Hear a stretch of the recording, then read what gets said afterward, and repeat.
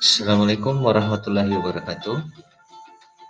Saya Sudirman SPD dari UPT SDN 214 Muktisari akan menyebarkan pemahaman terkait dengan aksi nyata topik 2.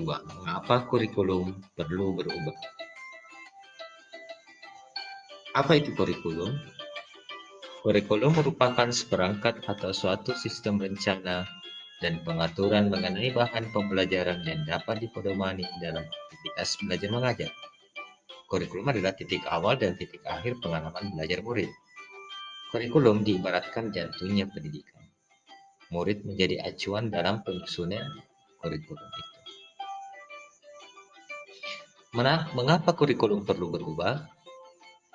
Kurikulum perlu berubah karena adanya isu kekinian yang menyebabkan kurikulum itu harus berubah.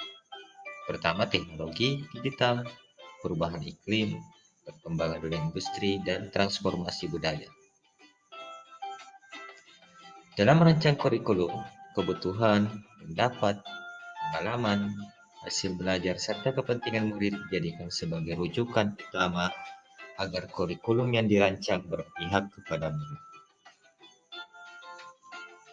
Seperti ungkapan Ki Hajar Dewantara, pendidikan adalah menuntun segala kekuatan kodrat yang ada pada anak-anak agar mereka dapat mencapai keselamatan dan kebahagiaan yang setinggi-tinggi, baik sebagai manusia maupun sebagai anggota masyarakat. Jadi, dapatkah kurikulum berubah? Kurikulum operasional satuan pendidikan harus bersifat dinamis, artinya dapat diubah sesuai perubahan dan perkembangan budaya dan zaman. Selain mengikuti zaman yang sudah diadaptasi sesuai dengan lingkungan geografis, kurikulum bersifat dinamis dan terus dikembangkan atau diadaptasi sesuai konteks dan kebutuhan peserta didik untuk membangun kompetensi sesuai masa kini dan masa yang akan datang. Mengapa kurikulum perlu adaptasi? Pertama, keadaan masing-masing sekolah itu berbeda. Keadaan sekolah dan sekitar kita memang berbeda-beda. Murid kita pun berbeda-beda. Bisa jadi pembelajaran yang paling berhasil untuk masing-masing murid juga tidak sama. Ada perbedaan lingkungan dan ekosistem sekolah. Perubahan juga terus terjadi di sekitar. Yang kedua, tujuan adaptasi adalah memastikan murid berkembang sesuai dengan kodratnya. Kurikulum adalah dokumen hidup yang disesuaikan dengan kebutuhan murid. Tolak ukur adaptasi kurikulum yaitu keanekaragaman, latar belakang, dan kemampuan murid. Dalam pelaksanaan pendidikan ada 3 pilar utama.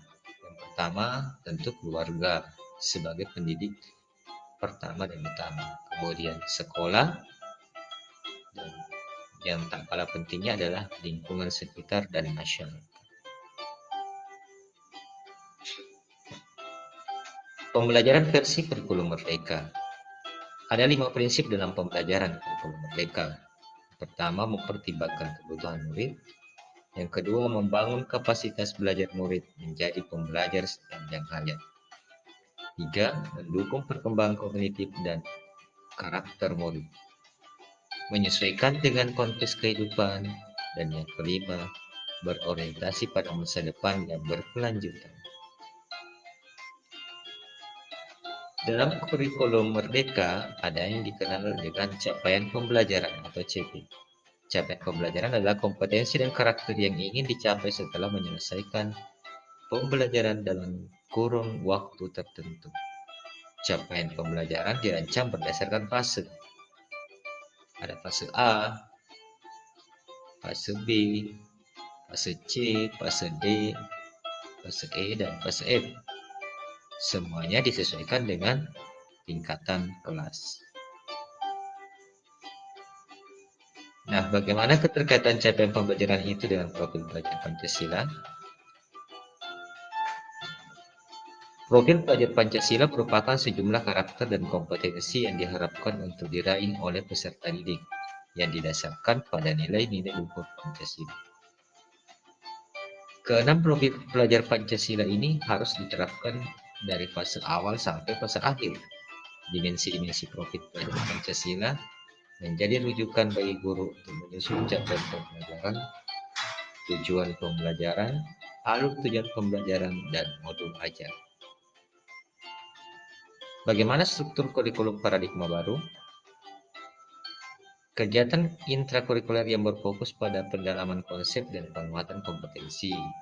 Kemudian profil pelajaran Pancasila dijadikan sebagai acuan utama sehingga pengembangan terhadap setiap standar, standar isi, standar proses, standar penilaian, capaian pembelajaran, prinsip pembelajaran, dan asesmen pembelajaran akan selalu mengacu pada profil pelajaran Pancasila. Berikut kegiatan ekstrakurikuler yang sesuai dengan minat murid dan sumber daya satuan pendidikan.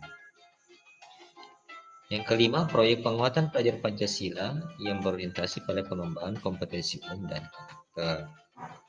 Yang terakhir, setiap sekolah diberikan keleluasaan untuk dapat mengembangkan program pendidikan tambahannya agar murid dapat lebih mengembangkan kompetensi dan minatnya masing-masing. Itulah penjelasan saya mengapa kurikulum perlu berubah. Sekian dan terima kasih. Sampai jumpa pada pembahasan berikutnya.